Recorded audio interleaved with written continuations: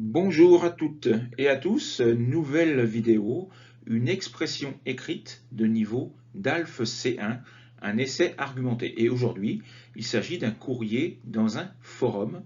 Le sujet, les téléchargements illégaux. Alors nous allons découvrir ensemble l'énoncé du sujet. Voici donc le sujet de cette production écrite.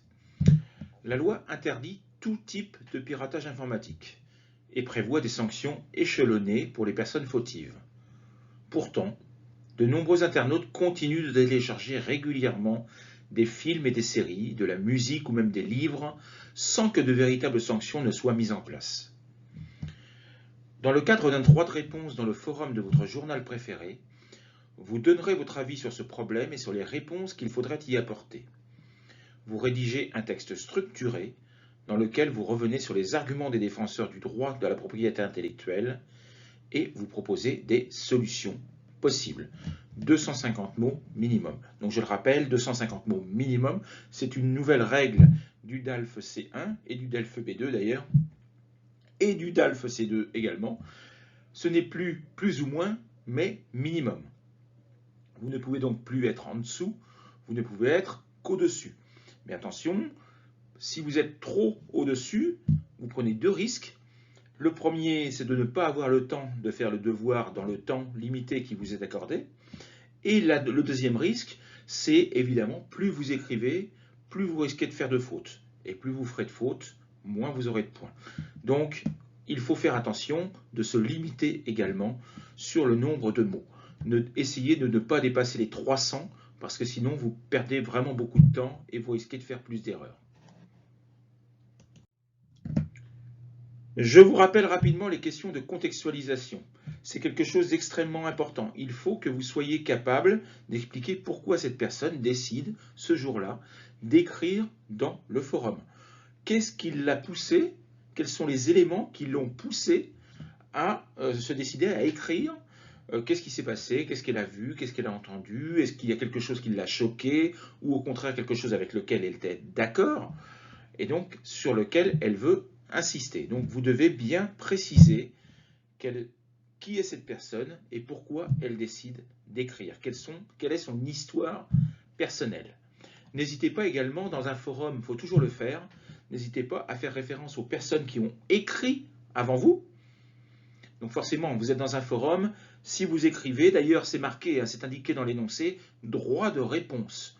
Ça veut dire que d'autres personnes ont donné leur opinion avant vous. Donc vous devez faire référence à cette opinion proposée par les autres personnes et vous devez donner la parole aux autres, ceux ou celles qui vont venir après vous. Donc faites toujours ça dans un forum, toujours se référer aux personnes avant vous et aux personnes après vous. La contextualisation. Revenons sur chacun des éléments que vous devez systématiquement analyser. Qui êtes-vous? Vous êtes lecteur ou lectrice d'un journal ou d'un magazine et vous vous intéressez au sujet qui a été abordé. Vous souhaitez donc apporter votre point de vue personnel sur le sujet.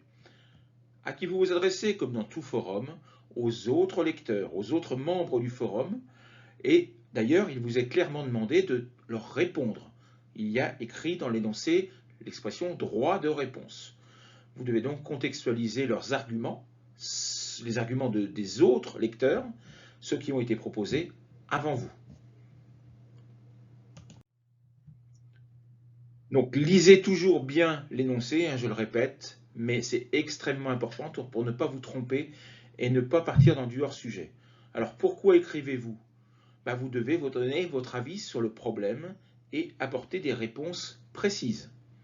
Donc comment? C'est le forum. Je vous renvoie, si vous êtes intéressé, à la vidéo sur le forum que j'ai faite et qui est sur cette chaîne YouTube.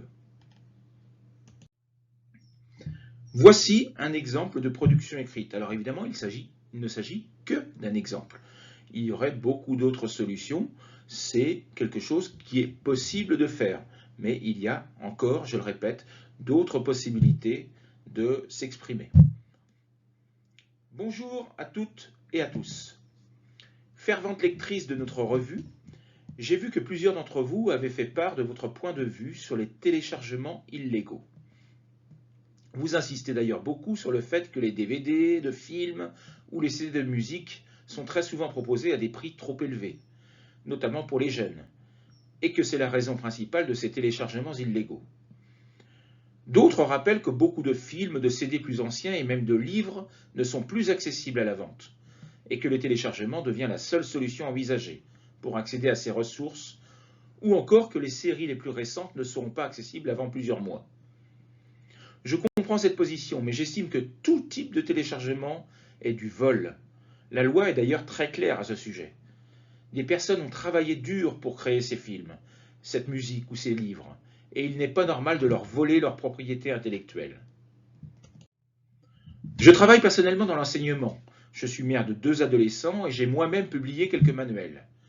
J'enrage quand je vois quotidiennement sur les réseaux sociaux des demandes de manuels scolaires au format PDF.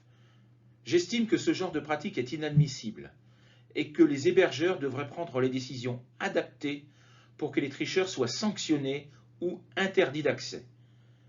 C'est également le rôle des modérateurs de bloquer ce genre de pratique. Aujourd'hui, de nombreuses plateformes, que ce soit YouTube, Amazon, Deezer ou Netflix, proposent des millions de ressources à un prix modique et toute fraude n'est plus tolérable ni excusable. Je serai personnellement pour un blocage complet de toute personne prise en flagrant délit de téléchargement illégal. Évidemment, ce sont souvent les enfants qui le font, à l'insu de leurs parents. Mais ces derniers sont responsables et doivent en assumer les conséquences et surveiller leurs agissements. Je le fais personnellement avec les miens. Merci de m'avoir lu. Je me doute que mes propos vous feront réagir et j'attends vos réactions avec impatience. Nathalie. Donc vous voyez, j'ai dépassé un petit peu le nombre de mots que je vous conseillais de ne pas dépasser, mais j'ai voulu vous donner un peu plus d'arguments et d'exemples pour que vous puissiez faire votre fiche argumentative tout seul. Donc voilà un exemple de production écrite. Alors je précise que cette production écrite, je vous la propose exceptionnellement en libre accès. Je le répète, normalement, les productions écrites de DALF C1 seront uniquement disponibles pour les personnes qui souscrivent à ma chaîne, à raison de une toutes les semaines. Donc un essai semaine 1, une synthèse semaine 2, un essai semaine 3, une synthèse semaine 4, etc. etc., etc. Donc les prochaines vidéos ne seront plus accessibles de manière libre comme ça. Ce sera uniquement réservé aux souscripteurs. Donc si vous voulez accéder aux autres ressources les prochaines semaines, il faudra vous souscrire à la chaîne pour un prix modique de 5 € par mois, 4,99 € exactement, 5 € par mois. Donc voilà ce que je voulais vous dire, voilà ce que je voulais vous proposer. J'espère que ça vous sera utile. Je vous souhaite une bonne soirée et puis à bientôt. Au revoir.